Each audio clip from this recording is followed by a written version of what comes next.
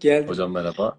Aslında bir sonraki slaytta Şeyhöyük'ten örnekler var. Şeyhöyük'teki iskeletleri inceleyen Şen Yürek ve daha sonra Metin Özbek de bunlara baktı. Ben de Hı hı. analiz ettim. Bu iskeletler böyle bir çukurun içerisinde Halaf dönemine ait. İşte Hı hı. Hatay'da Telel Şeyh diye geçiyor. Bu Hı hı. 5 tane iskelet saptandı. Bu 5 tane iskeletten üçünün kafatasları deformeydi. Buradaki gibi biçimleri şey yapmıştı ve aslında bir düzeyde Hakim Muse'de gördüğümüz kafa biçimlerine de çok benziyor. Ve bunun 3 tane kadından ele geçmesi nedeniyle bunun estetik nedenle yapıldığı önerildi. Ve bu öneriyi aslında destek veren verilerden bir kısmı da hani estetik deyince biz hep günümüzdeki modern dünyadan da hep kadınları merkeze alarak bakmaya da alışmışız. Geçmişin bilim insanları da bu şekilde. Ama Biblos'ta yaklaşık 200'e yakın mezar kazılmış ve bu 200 mezardan ele geçen sadece kadınlarda bu şekilde aynı tipte bir kafa şekillendirme söz konusu. O da bir düzeyde buradaki algılayışın kısmen estetik yapıya uyduğunu ya da kadınlara ya da cinsiyete, toplumsal cinsiyete ilişkin ipuçları sağladığına ilişkin bir bilgi olarak karşımıza çıkıyor. Ancak Metin Hoca bu veriyi mesela Değirmentepe'ye, bu sefer Malatya'dan bir yerleşme, Ubeyd dönemine ait. Bu yerleşmede ele geçen yaklaşık 30 küsur tane bebek ve çocuk iskeletinde burada gördüğümüz gibi kafaların biçimlerinin değiştirildiğini saptıyor. Ve bunun da işte kadının bir görevi olduğunu, kadınlar tarafından uygulandığını ve kadınlara uygulandığını öneriyor. Ama bunlar üzerine yapacağımız DNA çalışmaları kısmen bize aslında burada bir cinsiyetçi ayrım var mı yok mu bunu tanımlayacak ya da bu bilgiyi sağlayacak. Ama bildiğimiz şey var ki aslında geniş bir coğrafyada yani özellikle Çanak Çömlekli Neolitik dönemde başlayıp ya da daha erken başlayıp ama Çanak Çömlekli Neolitik dönemde yaygınlaşıp Kalkolitik dönemin sonuna kadar kullanılan bir uygulama olduğunu ve bunun da verimli hilalin çevresinde yoğunlaştığını gösteriyor. Biraz sonra bir harita var, orada da bunu göreceğiz. Bir sonraki slayttaki şey aslında bu uygulamanın Orta Anadolu'ya kadar efendim Mesut? Yok hocam. Yok. Sadece şey düzelttim. Tamam. Hı hı. Aslında mesela bu şeyde hani orada estetik kaygı önemliyken burada sosyal statünün daha önemli olduğunu gördük Çadırhöyük'te. Çadırhöyük'te Orta Anadolu'da işte Yozgat Sorgun'da bir küçük bir tepe. Bu da Kalkolitik dönemin son aşamasına yani milattan önce böyle 3400-3100 yıllarına ait bir yerleşme. Hı hı. Bu iki iskeletin mezarlarından çok sayıda buluntu ele geçti. Yani takı, boncuk, işte özellikle arsenikli bakırdan yapılmış metal eserler çok bulundu. Diğer iskeletlerde yoktu. O bu iskeletlerin üzerinde sol taraftaki gerçekten bilinçli bir şekilde kafanın biçiminin değiştirildiğinin izlerini gösteriyor. Ama iskelet iyi korunmadığı için görselde de çok net görülmüyor. Hı hı. Fakat sağ taraftaki aslında bir genetik hastalığa sahip. Skaposefali diyoruz sağ taraftakine. Ona onun kafatasının ortak kısmında yer alması gereken dikişi yok. Bunlar doğuşta kaynaşmış. Kaynaştığı için de kafatası yanlara doğru genişlememiş, ön arka yönünde uzamış. Bu uzamayla da aslında o kafa deformasyonlarına benzeyen bir form almış. Ama bu her ikisi de buradaki özel yapılarda ele geçmiş. Diğer iskeletlerden farklı olarak. Diğer iskeletlerde deformasyon yok. O zaman buradaki arkeolojik veriler şunu gösteriyor. Aslında bu iki kişi sahip oldukları özellikle o zengin buluntularla toplumun içerisinde farklı bir kimliğe sahiptiler. Ama bu kimlikler bunlara sonradan ölürken kazandıkları yapılar değil, doğumda elde ettikleri özellikler olarak karşımıza çıkıyor. Hmm. O zaman demek ki aileden, soydan gelen bir özelliği bu insanlara kafataslarının biçimlendirilmesine yol açmış gibi görünüyor. Ve ele geçen yapılarda yüksek sosyoekonomik grubu temsil eden yapılar olduğu için de sosyal statünün burada ya da statünün önemli olduğunu gösteriyor. Sağdaki kafatası da aslında belki de soldaki kafatası sağdakini imite etmiş gibi de görülüyor. Bunun çok tipik örnekleri bizim mesela sosyal statüyü yansıtan veriler genellikle işte Mısır'daki o firavunlarda çok yaygın uygulama biliyorsunuz. Firavunlarda işte Akhenaton'dan başlayan daha sonra da işte Nefertiti ve diğerleriyle devam eden ve hem yönetici sınıfın ya da işte firavunların hem de o firavunlarla birlikte çalışan üst sosyoekonomik grubun bunu uyguladığını yapıyor. Akhenaton'un kafatasını incelediklerinde bizim bir önceki slayttaki o hani kaynaşmış kafatası vardı ya, ona sahip olduğu, hasta olduğunu aslında saptadılar. Skoposefali olduğunu. Ondan sonra da mimikri olarak bunu kopya ederek bu özelliğe devam ettikleri gibi bir yapı yaptı. Şimdi Arslantepe çok popüler bir yerleşme. Bir sonraki slaytta biraz önce senin gösterdiğin. Malatya ve Kalkolik'ten bahsediyoruz. Malatya'da işte Ordüzü'nde bir yerleşme. Geç Kalkolitik dönemi bu ilk devletlerin kuruluşu ve ilk merkezi otoritenin kurulduğu yerleşmelerden birisi. Burada yerleşmeyi gösteren sol taraftaki fotoğrafın en sol köşesinde halkın yaşadığı bir alan var.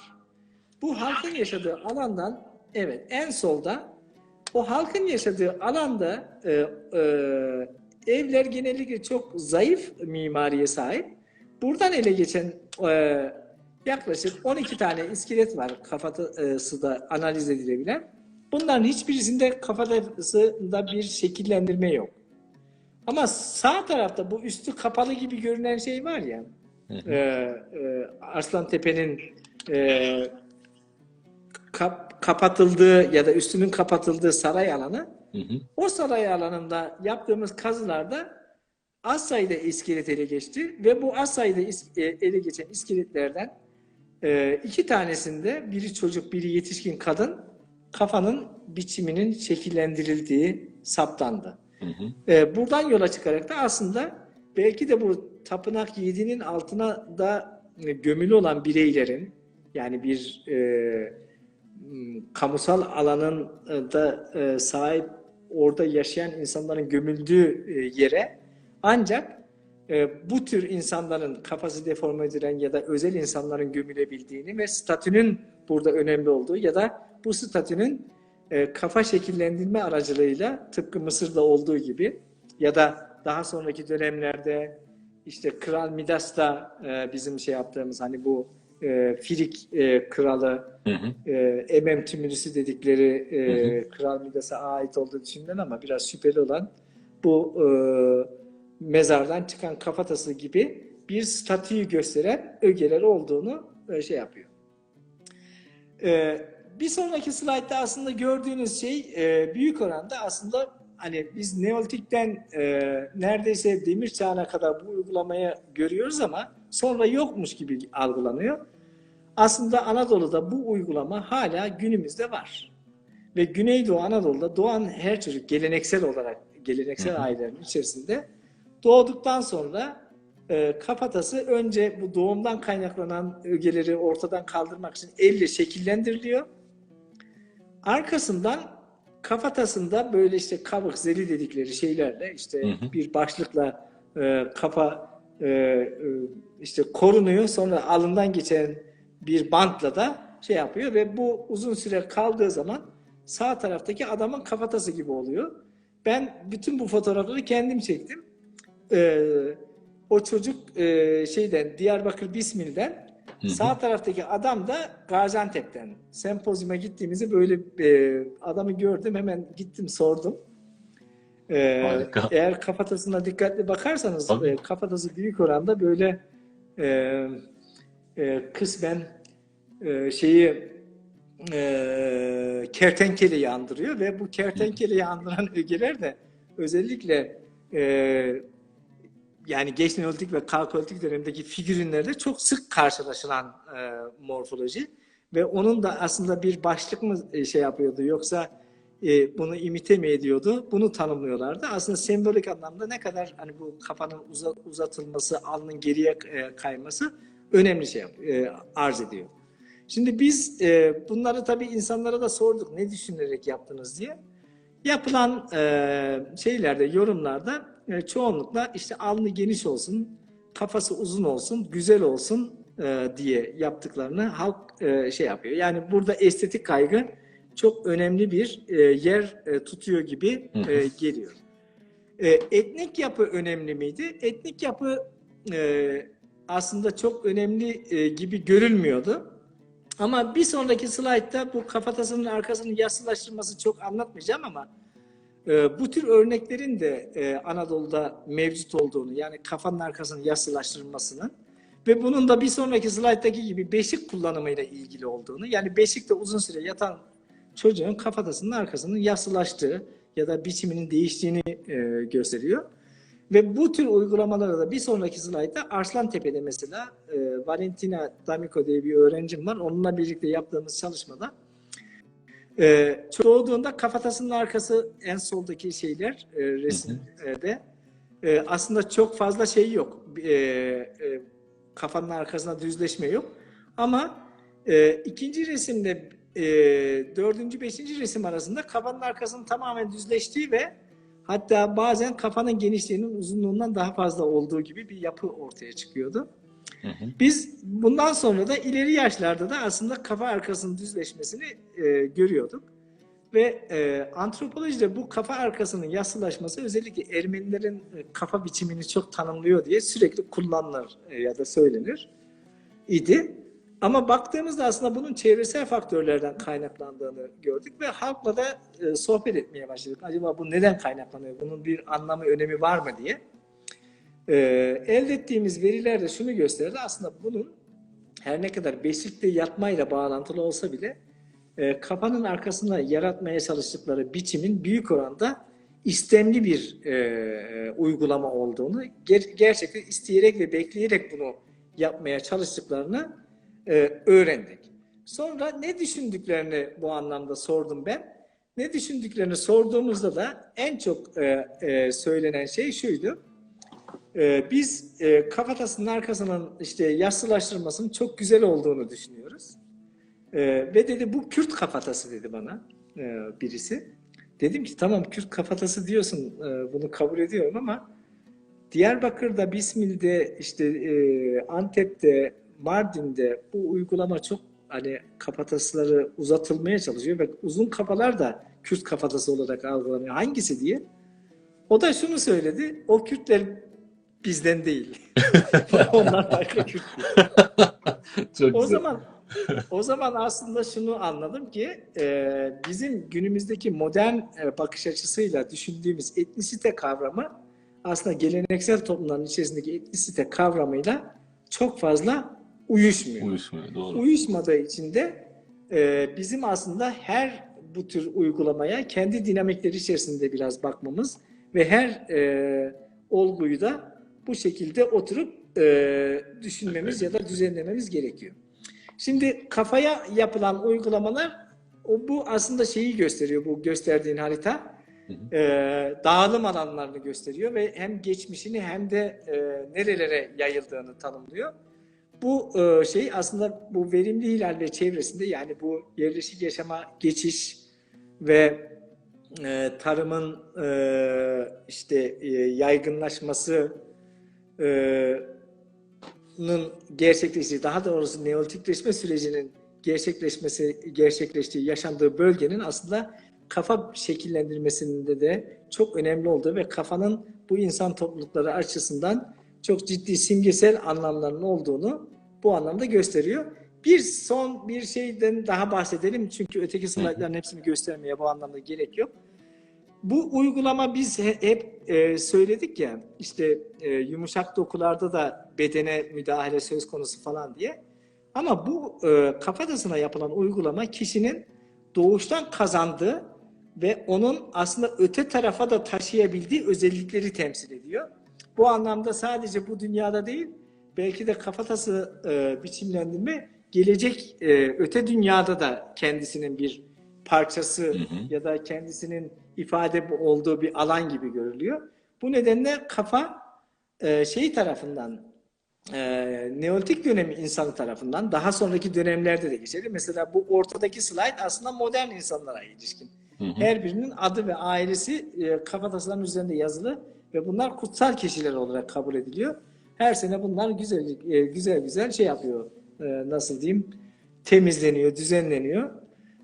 Belirli yerlere diziliyor. Daha sonra da işte kutsal olarak adledilen yerlere yerleştiriliyor buradaki şeyler. Hı hı. Sol taraftaki işte kafası küçültülmüş şeyler, işte hani çeşitli nedenlerle öldürülmüş ya da işte bazen kanibalist davranışlara uygulanmış ögeler görülürken, bir sonraki slayttaki uygulama, mesela Tel Asvan'dan bir örnek gösterdim.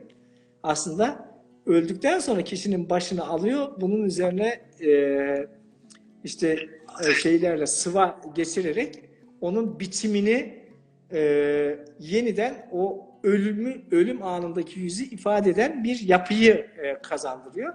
Ve ölümden sonra da bedene müdahalenin çok yaygın olduğunu bu anlamda görüyoruz. Belki son slide olarak Körtüktepe'deki bu boyalı şeyleri gösterebiliriz. Böyle hızlıca İskeletleri. geçeyim isterseniz, orada durayım. Aha. Hı hı. Ya da o da olabilir. O slide da kalabilir. Bir önceki slide. Hı hı. Yani baş alınıyor e, yerinden. Ayrıca gömü yapılıyor. İşte sıvanıyor, boyanıyor. Ondan sonra öte dünyayla yani ataların arasına ya da işte ne düşünülüyorsa o kimliğin bir parçası olarak tekrar e, yani ailenin bir ferdi olan isimli bireyden ailenin öldükten sonra ailenin bir parçası, daha sonra da toplumun bir parçası olarak atalar diyarına göç eden ya da ölümün tamamlanmasını sağlayan bir yapı olarak karşımıza çıkıyor gibi görüyoruz. Sondan bir önceki slide aslında hani bu şeyin en son slide'den bir önceki ilerleyelim. Burada işte Körtüktepe'den sıvalı boyalı iskeletler var. Ama bu aslında bugünkü konuşmayı kabaca şey yapıyor, özetliyor gibi. Hı hı. Bizim gördüğümüz aslında yani estetik algının her toplum için geçerli olması bile kafatasının ya da vücudun müdahalesinde önemli bir yer tuttuğunu, bazen sağlık ve zekanın bir ifade biçimi olarak da bedene müdahalenin çok önemli olduğunu biz bu anlamda görüyoruz. İşte dağlama gibi ya da kafa biçimini değiştirme de bunun bir parçası gibi. Etnisite çok önemli. Özellikle Güney Amerika'da işte farklı kafatası modellerine ya da biçimlerine sahip olmanın yolu belirli bir etnisiteye sahip olmak gibi görülüyor. Ve sosyoekonomik yapı, statü farklılığı da Mısır'dan Anadolu'ya birçok yerde karşımıza çıkan bir durum gibi. Cinsiyet de önemli. Tabii cinsiyet dediğim yani kadın ya da erkek olması değil ama toplumun ona adledeceği toplumsal cinsiyet daha önemli gibi. Büyüsel ya da ritüel nedenlerle yani işte bu uygulamaların yapıldığına ilişkin ipuçları var ama Anadolu için bunu söylemek şu anda maalesef zor. Ama bazen de işte tanrıları ya da işte ne bileyim sosyoekonomik açıdan zengin olduğu düşünülen ya da yüksek olduğu düşünülen bireyleri taklit etmek için, onu imite etmek için kullandıkları şeyleri. Bazen doğal güçleri, mesela sahip oldukları işte totemleri yani ya da işte ne bileyim çeşitli hayvanları o atalar dünyasında yer alan bu canlıları tekrar ve tekrar taklit etmek için bunları uyguladıklarını biliyoruz.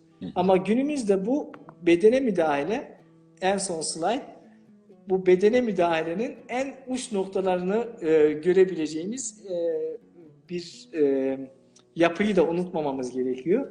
Artık bu mesela hanım bir avukat, çok ünlü de bir avukat. ve bütün bedenini belki 300'den fazla müdahale ettirerek başka bir kişiliğe ve kimliğe sahip olmuş. Ve ben son söz olarak insanın hani estetik kaygısından sosyal statüsüne karşı kadar birçok ögenin o kimliğin bir parçası olduğunu ve bu ögelerin birbirlerinden ayırt edildiğinde çok iyi anlaşılamayacağını, o nedenle o kimliğin sahip olunan ya da sahip olduğu düşünülen ya da başkalarının size yüklediği kimliğin perspektifinde bunları değerlendirmenin çok kıymetli olduğunu düşünüyorum. Mesut, beni sabırla dinlediğiniz için, hem sana davet ettiğiniz için hem de katılımcılara bu saate kadar bekledikleri için çok çok teşekkür ediyorum. Çok fazla soru dövmelerle ilgili geldi. Yani Anadolu'da şu anda Hı hı. yükselen trend, takdir edeceksiniz. Dert Evet. üzerine duruluyor. Birkaç tane de mektepli soru var. Ben öyle addediyorum onları. Tamam. Hani işi o bizim ya arkeolojide ya antropolojide okuyan öğrencilerden de soru geliyor. Körtüktepe örneğini verdiniz ama ben soru yerini bulsun diye tekrar edeyim. Anadolu'da en erken örneklere, bu arada yorumları da açayım, belki halen sorular düşebilir. En erken beden müdahale örneklerini nerede görüyoruz? Yani 10. 11. bin mi milattan önce, yoksa daha erken elimizde bir veri var mı hocam? Aslında Neandertallerde kafa biçimlendirmenin, bu şahanlardan ele geçen örnekte kafa biçimlendirmenin ilk örneğinin olduğunu öneriyorlar. Hı hı. Ama bunun aynı zamanda bir deformasyon ya da işte toprağın altındaki o basınçtan da kaynaklanmış olabileceğini, çünkü aşağı yukarı işte 60-70 bin yıl, 100 bin yıla yakın toprak altında kaldığınız zaman bir deformasyon oluyor. Ama Anadolu için bunu söyleyecek olursak, bizde Neandertal fosili maalesef hani yeterince yok ya da bilmiyoruz. Avcı toplayıcılara ilişkin de doğru dürüst iskeletimiz yok. Ama yerleşik yaşama geçen en erken topluluklardan birisi Körtük, şu andaki bildiğimiz veriler çerçevesinde. Burada da yani neredeyse grubun, yani özellikle çocuklarda daha iyi hissedilebiliyor, görülebiliyor. Neredeyse %20'si gibi bir kısmında, 5'te birinde bu deformasyonlar var. En erken bu. Milattan önce 10.450. Okey. Dövmelerle ilgili çok geliyor ama tabii bizim alanlarımız çok net bilinmiyor şeyler tarafından. Hani arkeoloji ve antropoloji okumayanlar tarafından gelen soruların çoğu aslında sosyal antropoloji konuları olarak geldi. Tamam, olsun, önemli değil. O zaman elimizden geldiğince yanıtlamaya eyvallah. çalışacağız. En çok odak noktası dövmelerin anlamları ve bölgesel farklılıkla bu aidiyet kimliği aslında paralel bir şey soruluyor. Her yerde aynı dövme aynı anlamla mı ifade edilir? Yunus Hocam da yazmış, Yılmaz her daim dinlenir. Eyvallah. Kesinlikle. Ben çok teşekkür ediyorum Gülcüs'e. Ben de onu dinlemekten çok keyif alıyorum. Eyvallah. Ve dövmelerin Anadolu'daki algısı üzerine çok soru var. Yani bölgesel farklılık arz ediyor mu? Aidiyet ve kimlikte bildiğiniz ya da mesela işte şunlarla karşılaştık. Hayat ağacı motifi daha çok Harran'daki Arap göçerlerde görülüyor. 3 nokta İdil'deki Vanlı göçerlerde görülüyor gibi. Böyle bir şey var mı elinizde, bir veri, bir done? Yani aslında bir tane Mardinli bir öğrencim vardı sosyolojiden.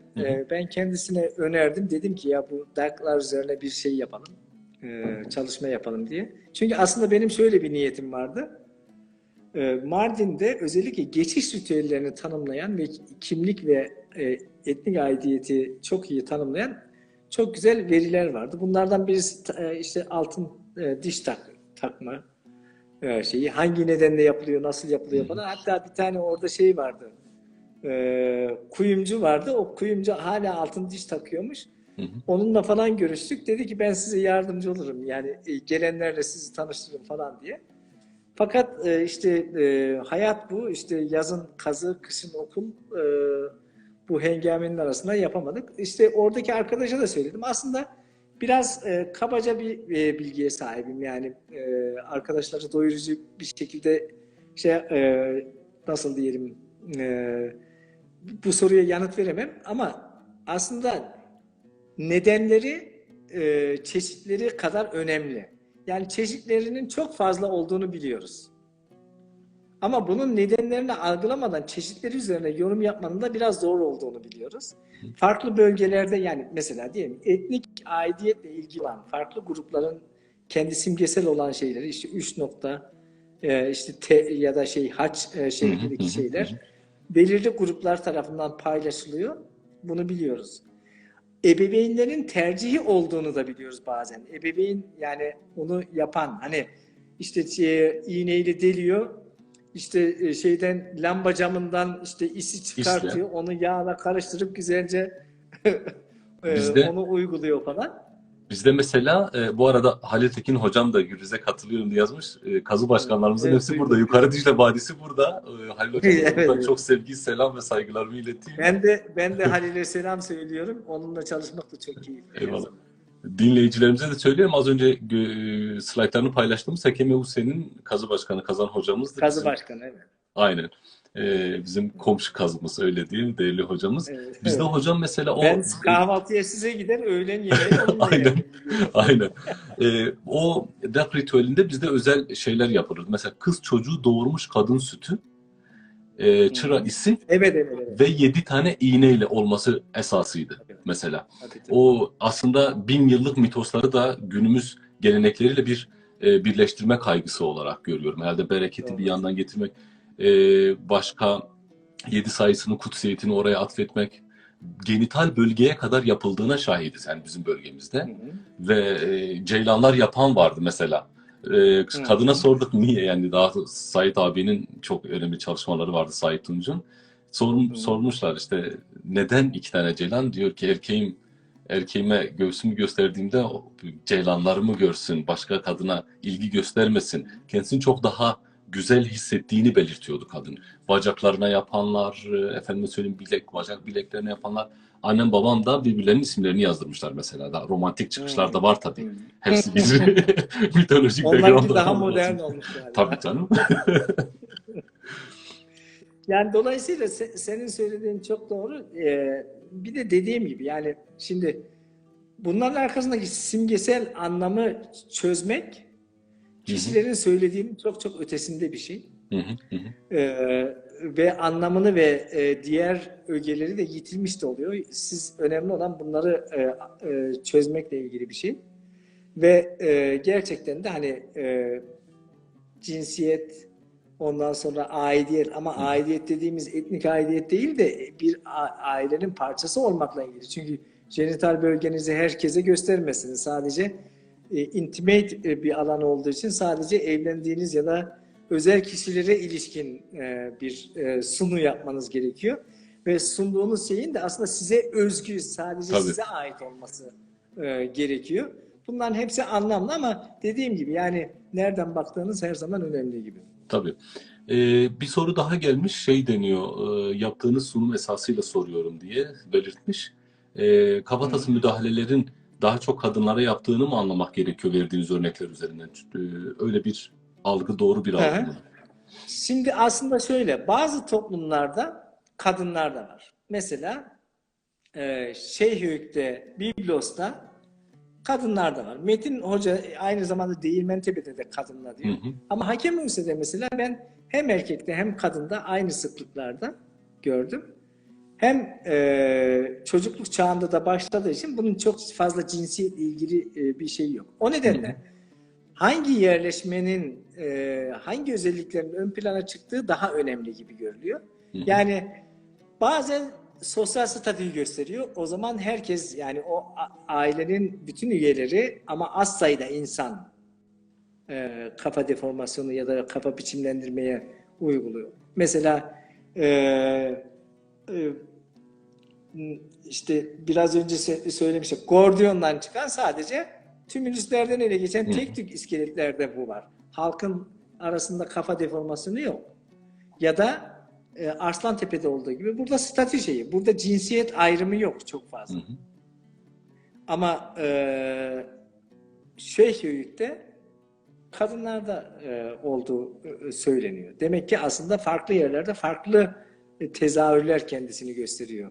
Hı hı. Bu birçok olgu için de geçerli yani. Aynı Dag'da işte Deg'de olduğu gibi. Yani siz nasıl baktığınıza bağlı. Bir bakıyorsunuz işte bireysel hikayeden tutun etnisiteye kadar ya da şeye kadar, aileye kadar her şeyi görebilirsin. Ya da din de önemli tabii. Dini nedenlerle yaptıranlar da bu anlamda söz konusu var. Okay. Ben bir yerde sözünüzü kestim. Urfa mezar taşları dediniz ve ben oraya döneceğiz dedim. 50 defadır insanlar yazıyor Urfa mezar taşları diye ne anlatacaktı hoca? Ya Hocam bize aslında Anadolu'nun sırrını verin. Urfa mezar yok, taşları. Biri de yazmış başımızın aslında etiydi Urfa mezar taşları diye. evet, Urfa'da mezar taşları üzerine etnografik bir çalışma yaptık. Çok orada Bediüzzaman mezarlığı diye bir mezarlık var. Urfa'nın Aha. tam şehir merkezinde. Hı hı. Bu mezar taşlarında çok sayıda şekil ve resim var, şiirler var. O şiirlerden birisi Murat Han Mungan'dan alınmıştı. Şöyle yazıyordu şiirde. Ben sonra Murat Han Mungan'ın olduğunu bir öğrencim aracılığıyla öğrendim. Öyle bir hayattaki yaşamım, ölümü bile dur bakayım. Öyle bir hayat yaşadım ki ölümü bile bir suç gibi yaşadım, ayrıldı mezarlığım diye. Oo. Çünkü aslında bu mezar taşı şeyi temsil ediyordu. Kişi töre cinayeti nedeniyle öldürmeyi yansıtıyordu. Ve bütün mezarlarda mezarın üzerinde işte kişilerin adı, soyadı, baba adı, kimlerden olduğunu tanımlayan ögeler yer alıyordu. Hı hı. Bu mezarda sadece Yasemin diye yazıyordu. Başka hiçbir şey yazmıyordu. Öyle bir hayatı öyle bir suç gibi yaşadım ki yani nasıl da şiiri tam da Murat Han Mungan'a da haksızlık yapmış oluyoruz ama Bilen şu varsa anda yazsın birden hemen. Bu aklıma şiiri gelmedi. bilen varsa eğer. Evet evet. Ben de kitaplık yukarıda Ee, gidip bakamıyorum. evet evet. Ölümü bile bir suç gibi yaşadım, ayrıldı mezarlığım diye. Yani bu iki cümle doğru ama başındaki kısmı biraz şey yaptım. Yani aslında kişiler bedenleriyle, mezarlarıyla ve mezar taşlarıyla ve bütün ögeleriyle karşısındakine kim olduğunu çok iyi bir şekilde simgesel olarak anlatıyor. Biz de şu anda aslında simgesel olarak konuşuyoruz. Çünkü dil de simgenin bir ifade biçimi. Bu Göbekli Tepe'de falan da geçen işte hem Ona çok Necmi ile falan yaptığı şeydi. Ona yönelik Çok de çok soru güzel geldi. bir çok güzel bir şeydi, Tamam. sunuydu, izledim. İşte o dil mi, yazı mı falan diye aslında yazı olması anlamsız. Yani yazı değil o belki. Ama o bir dil. Bir dil. Bravo. Aynı. O bir dil. Ve o dil aracılığıyla sizinle iletişim kuruyor. O insan bedenine müdahale de aslında bir dil olarak size kim olduğunuzu, karşınızdaki insana nasıl algılamanız gerektiğini tanımlayan bir araç olarak kullanıyorsunuz. Bunu bazen statü göstergesi olarak, bazen sosyoekonomik yapınızı, bazen etnik grubunuzu, bazen de başka özelliklerinizi tanımlamış oluyorsunuz diye söyleyebilirim belki. Yani aslında biraz da ben şeyi de göstermek istedim sizinle beraber. Bir kafatasına bakarak, kemik üzerindeki müdahalelere bakarak, hiç unutmuyorum mesela kremasyonda bile kaç derecede yakıldığını kemikteki dikey ve yatay çatlaklar üzerinden anlatabileceğiniz veya işte yanlış hatırlamıyorsam o göz kemerindeki süngerimsi Evet. dokunun yani bunların hepsi Arkadaş benim için yazdı. Öylesine bir suç gibiydi ki hayatım, ölümü bile bir suç gibi yaşadım, ayrıldı mezarlığım. bizim Mezarlığım çok çalışkan yazıyor. öğrencilerimizdendir. İBUB, SRN her şeyde muhakkak gelir ve tüm kitap Harika. önerilerini de alır okur. Bravo. İyi de bir designer. Çizimlerini de görüyoruz. Yüreğine sağlık. Tamam. Demek yazımız buydu. Evet evet. Resme bir suç Yani gibi. o Evet. ufak mezar taşları çok güzel. Biraz birkaç Cizre makale falan da taraflarına yazdım. gidebildiniz mi hocam? Cizre taraflarında He? inanılmaz sembolik Cizre mezarlığı. Biz Yürüs Yok, hocamla o kadar şey değil. Biz aslında seninle de o zaman en son karşılaşmıştık. Mardin hı hı, Vadi müze. Simmak mezarlığı vardı. Oraya Hı hı. Mardin'deki diğer mezarlıkları, Diyarbakır mezarlıklarını ve Urfa mezarlıklarını gezdik. Bizim kafamızdaki soruya en iyi Urfa mezarlığı yanıt veriyordu. O nedenle e, orayı kullandık. Hatta böyle işte e, yaşa göre mezarlıktaki ayrımcılık, çocuk mezarlıkları, hani bu Neolitik dönemde ileride belki böyle bir konuşma fırsatı da olur. Neolitik dönemde işte Sizi bırakmayız ama bir daha erken Neolitik'te muhakkak. kadın erkek çocuk herkes yan yana gömülüyor. Yani evlerin tabanlarının altına. PPNB'de bir değişim oluyor. Orta PPNB'den itibaren insanların sayısı azalıyor. Hakem Hüseyin'de de biz bununla karşılaştık. Yani yetişkin çok az. %65'i bebek ve çocuk. Kalkolitik dönemde biliyorsunuz yerleşim içerisinde yetişkin neredeyse yok gibi. Ama bu geleneğin bir parçası işte mesela Harran'da işte Şeyh Mahmut muydu? Öyle bir şeydi. Bir mezarlık var. Sadece 7 yaşının altındaki bebek ve çocuklar var. Ee, Yetişkinlerin mezarlığına gömülemiyor çocuklar. Size Kabul edilmiyor. bir iki örnek verebilirim. Mardin'deki Süryanileri incelerseniz daha çok Savur, Midyat olaylarında mezarlıklarda bir oda ayrılır onlara ve bebek, çocuk gömüleri o odanın içerisinde toplu şekilde yapılır. Aslında normalde Evet. kilise ve kutsal alan bahçesine ruhani olmayanın defnedilmemesi diye bir kural vardır. Bu kaide kuvvetle muhtemel günahsız tırnak içinde kabul edildikleri için çocuklara müsaade ediliyor ve toplu bir mezar şeklinde. Herhalde bunun önü açıyor. Özellikle şeyde bir güzel bir örneği var hocam. Kıldıt köyünde. Mor Yuhannu Kilisesi'nin hemen giriş solunda. Evet, gittim oraya gittim. Hatta bazı şeyleri öğrendim. Mesela kadınların yani cinsiyet şeyini de öğrendik. İşte Hı hı. kadınların öldükten sonra kendi mezarlığına taşınması. Aile mezarlıklarına geri getirilmesi. Bu da çok sıra dışı bir şeydi. Kesinlikle. Hatta bu yani Neolitik dönemde bu ölü gömmeyi ve özellikle seçici gömmeyi tanımlarken mutlaka bu tür biz biliyorsunuz günümüzde şu anda kuramlar işte Güneydoğu Asya, işte Okyanus adaları ve diğer şeyler üzerine oturuyor. Çünkü insanların kültürel sembollerinin benzer ögeler içerebildiğini ya da analoji kurmak değil de kültürü çözmek için bu sembolleri kullanabileceğimizi öneriliyor. Ama işin gerçek tarafı Orta Doğu'yu anlamak istiyorsak tek tanrılı dinler de dahil o metinleri anlamak, sonra da etnografik verileri özellikle Güneydoğu Anadolu'yu çok iyi tanımlamak gerekiyor. Eğer onu yaparsak belki biz Neolitik dönemi daha iyi anlayacağız. Şu anda tartışmayı biz üzerinden işte baş alındı, işte savaş için alındı, bilmem ne için alındı. Ama aslında baş mesela bizim için hayatın ta kendisi mesela bir taraftan bakarsan. Kesinlikle. Kimliğin göstergesi. Siz başı aldığınız zaman ya da başı saklayarak başka şey yapabilirsiniz ama başı ayırdığınızda da yani hayata son verirsiniz falan gibi düşünebilirsiniz. Bir güzel soru var. Diyor ki Osman galiba Neolitik dönemde kafatası müdahaleleri ve deformasyonlar, bilinçli deformasyonların olduğunu gördük diyor. Günümüzde de birçok alanda, Körtük'te, Hekemüs'te, Aslantepe'de, Antakya'da bunların devam ettiğini belirttiniz. Bunu bir kültür devamı ve etnisite devamı olarak yani biliyorum ama bizim arkeoloji ve antropoloji olaya nasıl baktın ama soruyu sormak babında ve aslında şehir efsanelerini ortadan kaldırmak babında soruyorum. Birçok soruyu lütfen öyle algılayın. Kulağımı çekmeyin sonra Mesut böyle soru mu sorulur diye. Yok. Soru Ben şu yani anladım. bu deformasyondan devam edemi o kültürün kesintisiz devamının bir göstergesi midir? Yok, Bir öyle bir DNA şey gibi değil. izlemek mümkün müdür diye soru soruluyor. Evet, gördüm.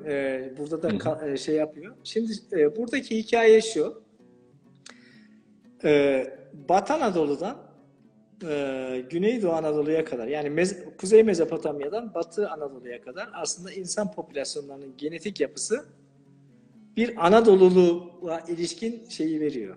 Ve bu Levant'tan farklı ve erken dönemde bu Anadolu'luk ayrı da bir şey görünüyor. Hı hı. Bu bir. İkincisi Anadolu aslında hani önce ilk en erken aşamada Levant'la bağlantılı biz bunu biliyoruz ama daha sonra bu erken Neolitik dönemde biraz izolasyonun olduğunu Levant'ın, Anadolu'nun, işte Zagros'un ayrı ayrı popülasyonlar haline dönüştüğünü biliyoruz. Sonra bunlar gittikçe karışıyor. Anadoluluk aslında Zagros'tan, Levant'tan, Mezopotamya'dan, Batı'dan, hatta Balkanlardan ya da yani Güney Avrupa'dan falan genetik şeyin bir karışımı haline geliyor. Tunç Çağı'nda Kafkas etkisi artmaya başlıyor. Yani Neolitik dönemde Anadolu'nun etkisi diğer bölgelere göçler verirken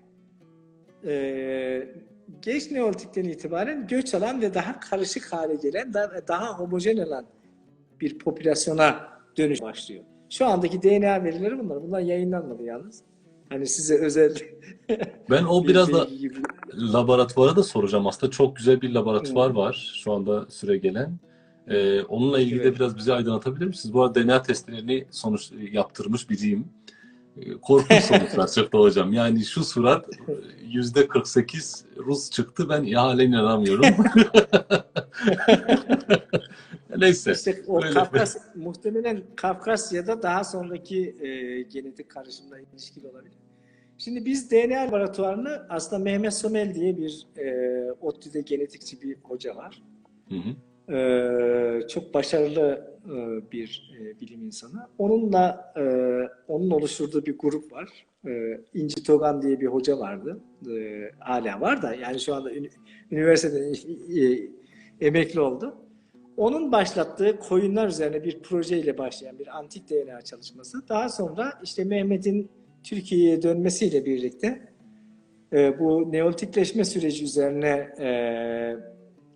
başladığı bir çalışma vardı. İskeletlerin de Türkiye'deki bütün neolitik iskeletlerin de %70'i 90'ı bizim laboratuvarda korunduğu için bana geldiler. Ben de o zaman başka bir grupla iletişim içerisindeydim. Ama nihayetinde o grupla ayrıldı yollarımız. Ondan sonra Mehmet'e tamam dedik ve ortak bir Avrupa Birliği projesi yazdık. Ve bu Avrupa Birliği projesinin aldıktan sonra ben de bir şart koştum. Yani Türkiye'de de olsa bir bilim insanına bir örnek vermekle yabancıya örnek vermek arasında bir fark yok. Eğer biz de bu bilgi üretimine katkı sağlamak istersek bir laboratuvarı bizde de kurmamız gerekiyor. Bu şartla demiştim. O da sağ olsun kabul etti. Şimdi ODTÜ'de, Hacettepe'deki laboratuvarlar aslında bir bütünün parçaları. Ve hem ERC projesini hem de gelecekteki projeleri daha büyük bir grup halinde yapmaya çalışıyoruz ve sürdürmeye çalışıyoruz. Şu anda neolitikleşme üzerine asıl şeyimiz, hedefimiz. Gelecekte de işte Tunç Çağı ya da Kalkolitik dönem çok az biliniyor. Yani arkeolojik açıdan da çok az bilinen bir zaman dilimi. O Tunç Çağı ile beraber ikisini, arkasından da bir de Orta Çağ'da çok büyük bir nüfus dönüşümü var. Yani şeylerin Orta Asya Türklerin gelmesiyle. Bunları anlamaya yönelik 3 tane büyük proje yapacağız beraber. İnşallah iyi gidiyor. Şu anda iyi gidiyor ama korona nedeniyle ara verdik şeye. Küçük bir bir şey Hatta olmaz. malzemelerimizi acaba bu işte biliyorsunuz işte maske sıkıntısı var, işte dağıtılamıyor bilmem. Bizim de elimizde bir miktar şey vardı. Verelim mi üniversiteye diye düşündük ama bizimki devede kulak gibi bir şey yani hani ya da samanlığın içerisinde bir iğne. Doğru, O doğru. zaman vazgeçtik. Yani Doğru. bizim için çok kıymetli çünkü bunlar. Laboratuvarda olması önemli. Son bir soru soracağım hocam. Not etmişim, onu da Tabii. kaçırmayayım. Anadolu'da beden müdahaleleri konuşulduğunda hani hızma takma, küpe, kulak delme vesaire şeylerin dışında bildiğimiz örnekler gerek günümüzde gerek evvelinde var mı? Az önce kuvvetle muhtemel şeyi soruyordur. Dudak, deri altına taş, kireç vesaire müdahaleler gibi bir şey kastediyor muhtemelen.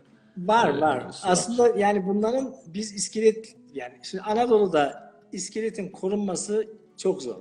Sıcak bölge, çabuk beden çürüyor.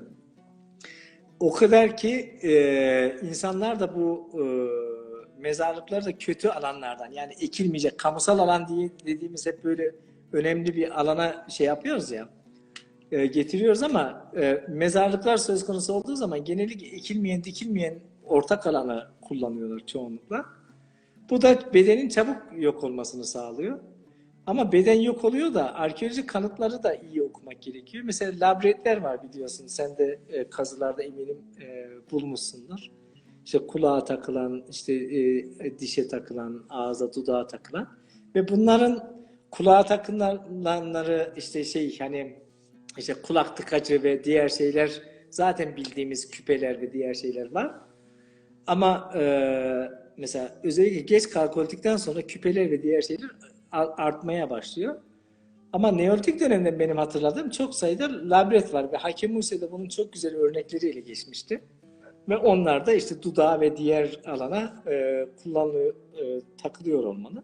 Tabii burada bir de figürinleri çok iyi analiz etmek gerekiyor. Aynen. Çünkü arkeolojinin önemli özelliği olaya bütüncül bakmak. Yani arkeoloji, antropoloji disiplinler arası çalışma alanlarıdır. Ve bu anlamda da her alandan veriyi yan yana getirmek gerekiyor.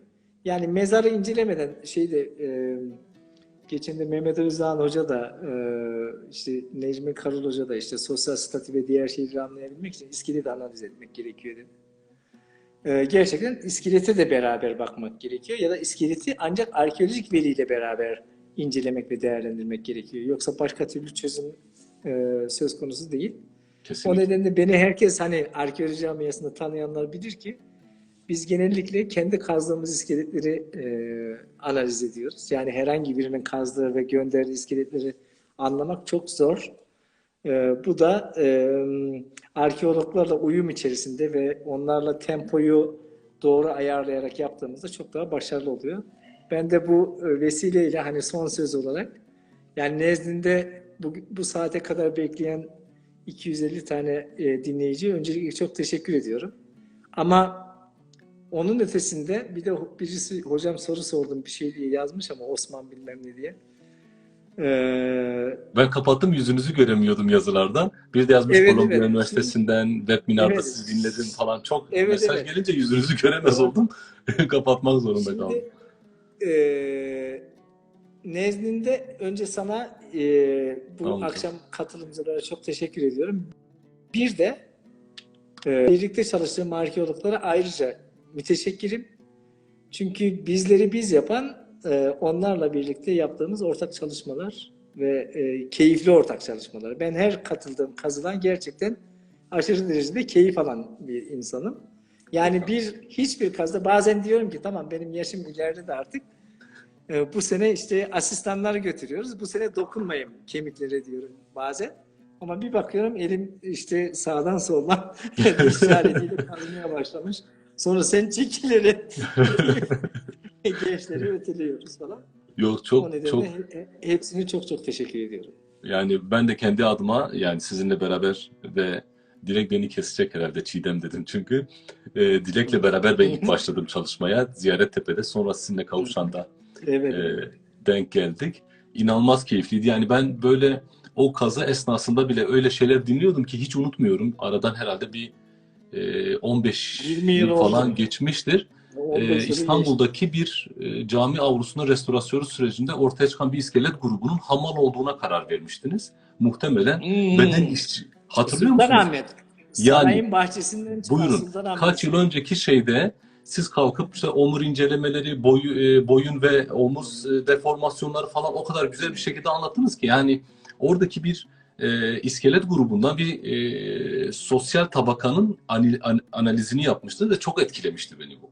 Çok çok keyifle dinliyordum. Vallahi biz teşekkür ediyoruz. Yani bizim kazdığımız, ortaya çıkardığımız birçok şey sizin deneyimleriniz ve bilgilerinizle anlam kazanıp hani et ve kemik birbirine ulaşıyor.